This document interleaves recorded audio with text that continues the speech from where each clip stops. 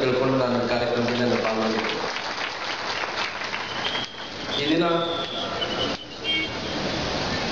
ತಾವೆಲ್ಲರೂ ಕೂಡ ಏನಿತ್ತು ಶರಣ ಸಾಹಿತ್ಯ ಸಮ್ಮೇಳನವನ್ನು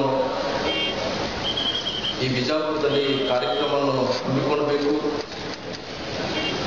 ನಂತರ ವಚನಗಳೆಲ್ಲ ಕೂಡ ಸಾರಿ ಸಾರಿಯಾಗಿ ಎಲ್ಲ ಜಗತ್ತಿನ ತಿಳಿಸಬೇಕು ಅಂತ ಕಾರ್ಯಕ್ರಮದಲ್ಲಿ ನಾವೇನಿಲ್ಲಿ ಸೇರ್ಕೊಂಡಿದ್ದೀವೋ, ಆವತ್ತಿನ 12ನೇ ಶತಮಾನದಲ್ಲಿ ಈ ನಾಡು ಕಂಡಂತ ಕ್ರಾಂತಿಯ ಕಾಲ ಅಂತ ತಿಳ್ಕೊಂಡಿದ್ದೀವಿ.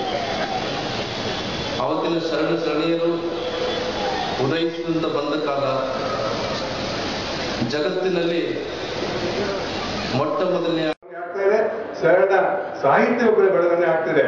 ಈ ಸಮ್ಮೇಳನಗಳ ಮಹತ್ವ ಅಲ್ಲಿಯೇ ಅಡಗಿದೆ. ಸಾಹಿತ್ಯ ಮಾತ್ರ ಸಾಹಿತ್ಯಕ್ಕೆ ಆಗಿದ್ರೆ ಅದರ ಪುಸ್ತಕ ಬದನೆಕಾಯಿ. ಅದು ಕೇವಲ ಶಿಕ್ಷಕರಿಗೆ ವಿದ್ಯಾರ್ಥಿಗಳಿಗೆ ಮಾತ್ರ ಸಂಬಂಧಿಸಿದ ವಿಷಯ, ಆದ್ರೂ ಅಷ್ಟಕ್ಕೆ ಸೀಮಿತ ಆಗಿಲ್ಲ. ಈ ಶರಣ ಸಾಹಿತ್ಯ ಬಂಡಲ ಸಾಹಿತ್ಯ ಅಲ್ಲ, ಇದು ಪುಸ್ತಕದ ಬದನೆಕಾಯಿ ಅಲ್ಲ. ಆಳವಾದ ಜೀವನದ ಅನುಭವದಿಂದ ಮೂಡಿ ಬಂದ ಅನುಭಾವಿಗಳ ಓದ್ತಿ. ಮಹಿಳಾ ಧ್ವನಿ ವಿಶೇಷ ಸಂಚಿಕೆ ಬಿಡುಗಡೆಯಾಗಿದೆ. ಬಿಡುಗಡೆ ಮಾಡಿದ ಪೂಜ್ಯರಿಗೂ ಹಾಗೂ ಕರ್ನಾಟಕ ರಾಜ್ಯ ಮಹಿಳಾ ವಿಶ್ವವಿದ್ಯಾಲಯದ ಪತ್ರಿಕೋದ್ಯಮದ ಮತ್ತು ಸಮೂಹ